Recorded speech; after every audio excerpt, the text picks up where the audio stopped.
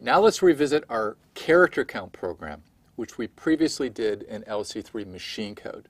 And let's create the assembly language equivalent program. Here's a flow diagram for review.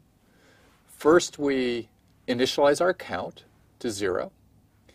We read the pointer for the first file character. We then input the character from the keyboard that we're going to check for. And we load the character, our first character, from the file.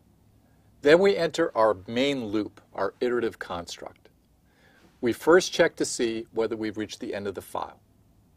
So long as we haven't, then we check for a match with the character that we got from the keyboard. If we have a match, then we increment the count. If not, we skip that step, and then we get the next character from the file, and we check to see again whether we've reached the end of the file. Once we do reach the end of the file, then we need to convert the count to an ASCII character. Remember, we do this by adding hex 30 to our integer value. We then print the count to the monitor, and then we halt our program. Here's the assembly language version of our character count program.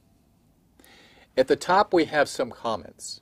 So these are very, very important to document our program.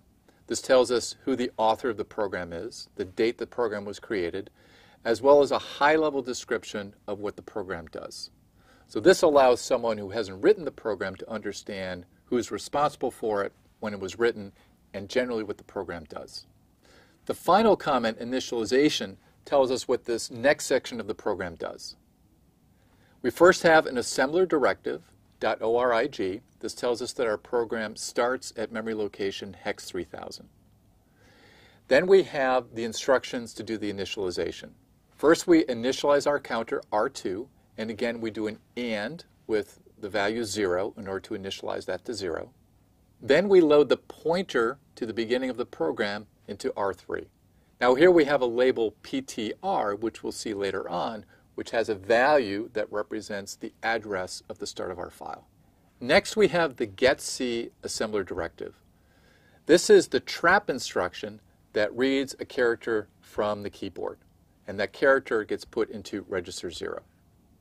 Finally, we use our file pointer in R3 to get the first character and put it into R1. The next section of the program tests to see whether we've reached the end of the file. Now the first instruction has the label test because this is the beginning of our loop. And we're going to later have a branch instruction that gets us back to this location. The first instruction of the loop subtracts 4 from R1 to test to see whether we've reached the end of the file. We do this by adding the constant -4 to R1. The next instruction is a branch to test the Z bit. If the Z bit is set, that means we've reached the end of our file and we exit this loop. The label output is the first instruction after the end of our loop. The next part of the program tests to see whether we have a match and increments the counter if this is the case. We do this by subtracting R0 and R1. R0 holds the character that we got from the keyboard, and R1 is the character that we received from the file.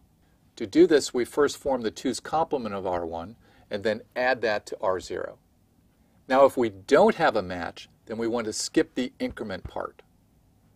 So our branch condition tests to see if the N or P bit are set. If the condition is met, then we're going to go to the label getChar, which skips the increment step. If the branch is not taken, then we'll increment our counter R2. The next part of the program gets the next character from the file. Here we increment our file pointer R3, and then we load the next character from that location into R1. The last instruction of the loop is a branch always. Here the N, Z, and P bits are all set. So this branch will always be taken, and we'll move back to the beginning of our loop at label test. Once we've reached the end of the file, we're going to go to label output.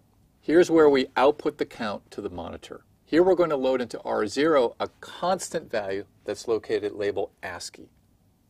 We see at the end of our program, at label ASCII, we have a .fill directive with the value hex 0030.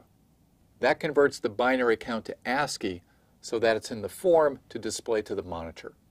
We display this to the monitor using the out assembler directive that takes the ASCII code in R0 and sends it to the screen. The last instruction is a halt instruction, which tells us to end our program.